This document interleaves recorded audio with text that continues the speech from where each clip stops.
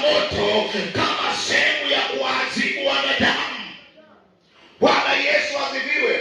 Lakini wakati Mungu anatamani kuliangamiza lile taifa la watenda dhambi, katikati ya hao watu nuru akapata kibali na neema. Nuru akapata neema, na hiyo neema haikuwa kwa familia yote. Sikia nikwambie, Mungu atakupatia neema katika familia yako, na wewe utakuwa wa kwanza kusaidia ndugu zako, na wewe utakuwa wa kwanza kuondoa masikini kwenye familia yako.